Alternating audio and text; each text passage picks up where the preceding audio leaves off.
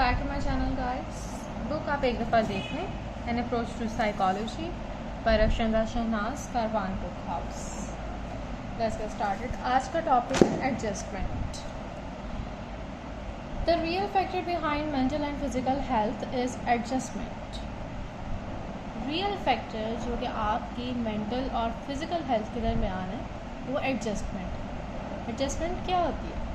अगर हम आम रूटीन में देखें, यानी कि अपने हालात के मुताबिक एडजस्ट कर लेना, एक कह लें कि पॉइंट ढूंढ लेना जिसके अंदर चीज़ें बैलेंस हो जाए, ये एडजस्टमेंट है। On the one hand adjustment relates to the individual and his need. वो कहते हैं एक तरफ एडजस्टमेंट जो है उससे मुराद ये होता है कि इंडिविजुअल और उसकी नीड्स। दूसरी तरफ अगर आप देखें, to his environment with reference to mental and physical health, the concept of adjustment is very old। अगर आप इस कॉन्सेप्ट से लेकर चलें मेंटल एंड फिज़िकल हेल्थ, तो ये बहुत ज़्यादा जो है वो ओल्ड है और इम्पॉर्टेंट भी होती है। It is adjustment that provides a basis for Darwin's world famous theory of evolution. ये एडजस्टमेंट जो है ना, बेसिकली वो कहने कि डार्विन की जो थ्योरी थी, शायद आप लोगों को पता हो, डार्विन ने कहा था कि अगर यानी कि कह लें कि बैलेंस नहीं रहता ना, तो नेचर जो है वो खुद जो है उसके अंदर एडजस्टमेंट कर देती है, उस बैलेंस को ले आती है। जैसा सपोज करें कि अगर पॉपुलेशन जो है वो बहुत ज़्यादा हो रही है, तो नेचर उसको किस तरह एडजस्ट करेगी? सैलाब आ जाएगा, कोई ज़लज़ला आ जाएगा, यानी कि नेचर खुद से कुछ ना कुछ ऐसी आफत ले आएगी कि पॉपुलेशन जो है वो बैलेंस में हो जाए। इसको कहते हैं एडजस्टमेंट। और डार्विन की जो थ्योरी थी वो किस पे बेस्ड थी? Adjustment. The organism of or its whole species would be wiped out in case of maladjustment। organism और तमाम स्पीशीज़ जो हैं मेल एडजस्टमेंट की सूरत में, यानी कि एडजस्टमेंट से बिल्कुल ऑपोजिट काम हो जाए, तो वो वाइप्ड आउट यानी कि ख़त्म हो जाएगी। The second point asserted by Darwin is the struggle for existence। This struggle is also ways to make adjustment to the environment। Second point Darwin का ये था एग्जिस्टेंस, यानी कि आप एग्जिस्ट रहने के लिए, ज़िंदा रहने के लिए किस तरह स्ट्रगल करते हैं। जिस तरह देखें, जिस तरह ज़िराफ़ा है, काफ़ी उसकी ऊंची गर्दन होती है, तो कहा जाता है कि पहले एक ज़िराफ़ा होता था जिसकी गर्दन जो है वो छोटी होती थी। तो लंबी गर्दन वाले के मुकाबले में जो छोटी गर्दन वाला है वो नेचर की नज़र में कह लें कि लो है, लो क्वालिटी में कह लें कि इस तरह आ रहा है। तो क्या हुआ कि वक्त गुजरने के साथ साथ वो ख़त्म हो गया। He was wiped out. Adjustment to the environment involve changing and moulding the environment the way one likes and changing one thinking and behaviour and adjusting it to the environment. ये एडजस्टमेंट की definition है। Adjustment to the environment, adjustment एक environment में involve करती है changing को और अपने आप को ढालने को एनवायरनमेंट के मुताबिक, जिस तरह एनवायरनमेंट को पसंद है, या अपनी सोच, अपने बिहेवियर को एडजस्ट करने को according to your environment. According to Wordsworth, there can be 3 ways to deal with the environment. Wordsworth के मुताबिक 3 वेज हैं जिसके मुताबिक आप एनवायरनमेंट से डील कर सकते हैं। Conforming to the environment, coping with the environment, turning the environment to one's advantage। पहले में ये है कि जो हासिल है एक किस्म को उसको पसंद कर लें, यानी कि जो है उसी में रहें। coping with the environment यानी कि जो environment आपके सामने रखी है उसके मुताबिक आप एडजस्ट होते जाएं, अपने आप को उसी के हुलिये में ढाल लें। तीसरा है कि आप environment को अपने फ़ायदे के लिए इस्तेमाल करें। Next page.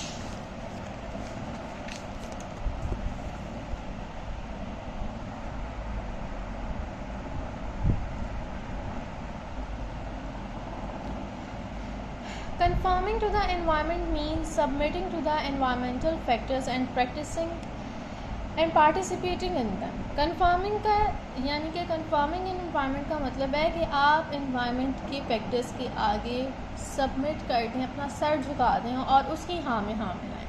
आप रूल्स एंड रेगुलेशन को, जो नेचर के कानून हैं, उसको फॉलो करें। फिर दूसरा है cope with the environment to means to change it. Cope with the environment यानी कि आप उसको बदलने की कोशिश करें। The people who have no regard for rules और वायलेट कॉलेज डिसिप्लिन और do not conform to the environment.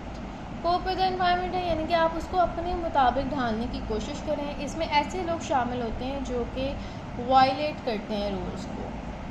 Such people join the effort to change the environment, और ऐसे ही लोग कोशिश करते हैं कि एनवायरनमेंट में तब्दीली आ जाए।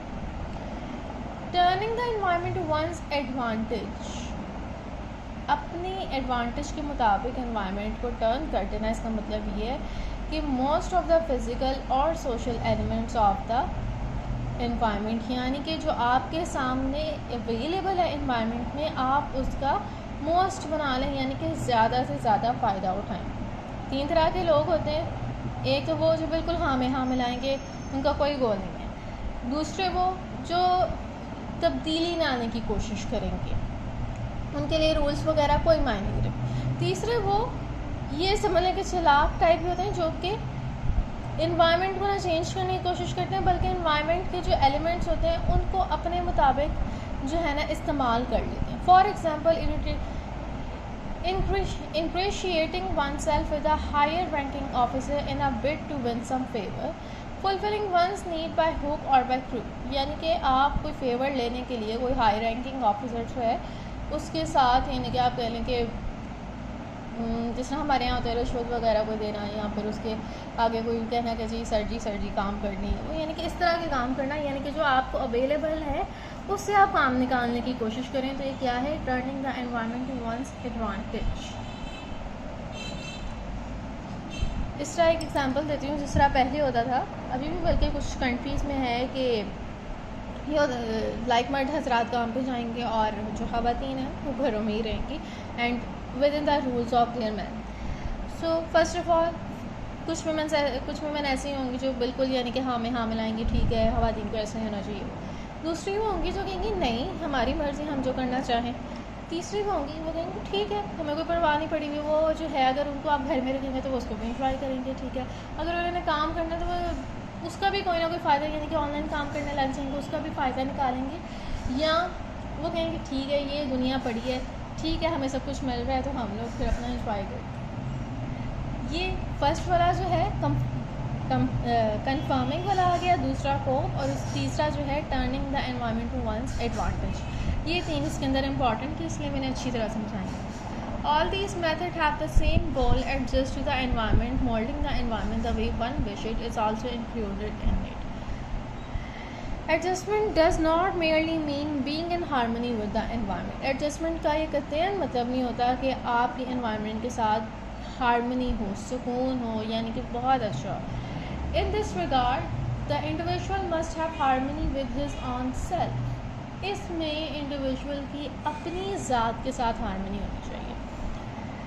The individual remains engaged in achieving adjustment throughout his life. Individual जो है सारी ज़िंदगी एडजस्टमेंट अचीव करने में लगा दें। एडजस्टमेंट क्या है कि आपकी अपनी ज़ात के साथ हारमनी हो।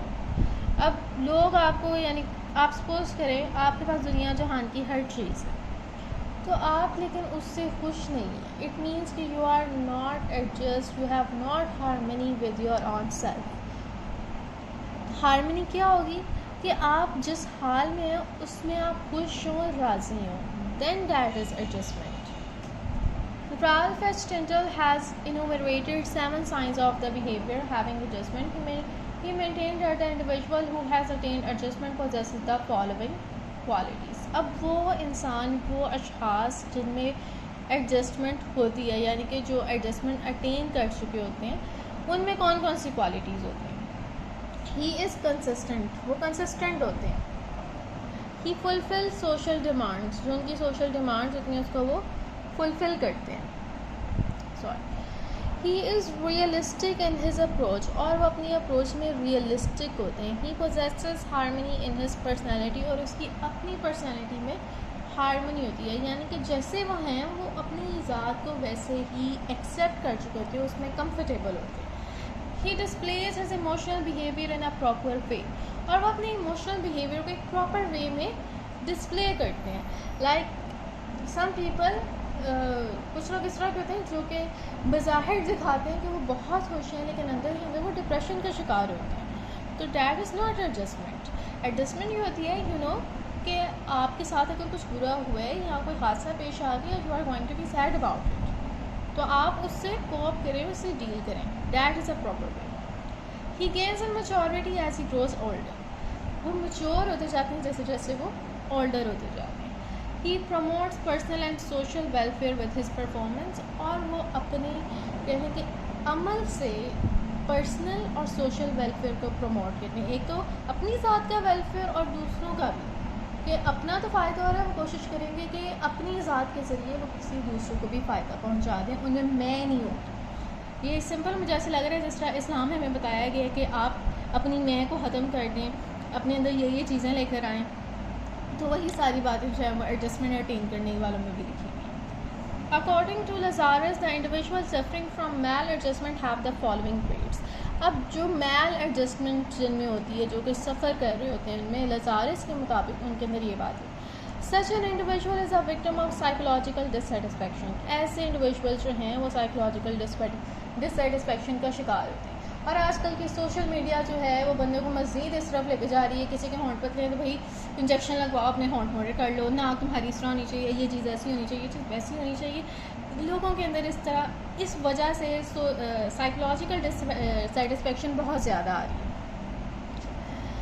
लोग जो है ना बहुत ज़्यादा सीरियस हो गए हैं कि हर चीज़ ऐसी होनी चाहिए, वैसी होनी चाहिए. Be perfect. नो, जो जैसा है उसको वैसे ही रहने दे.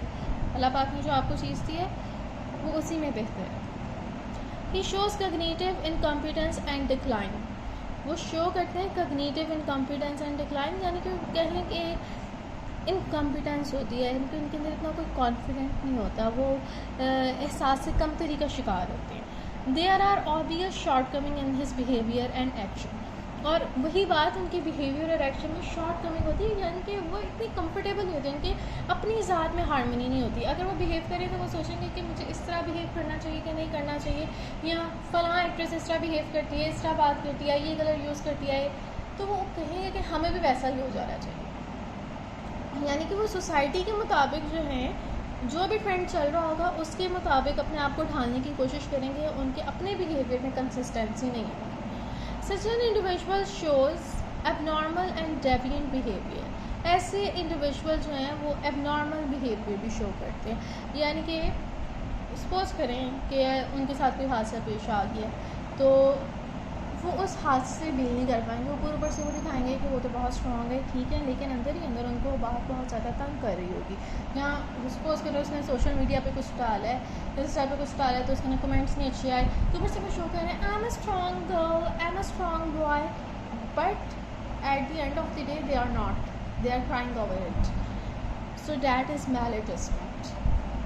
सो आई होप गाइस कि आप लोगों को एडजस्टमेंट और मैल एडजस्टमेंट में क्या फ़र्क है ये अच्छी तरह समझ आ गया हो. और अगर ये समझ आया है तो अपने क्लासमेट्स के साथ शेयर करें और चैनल को सब्सक्राइब करें.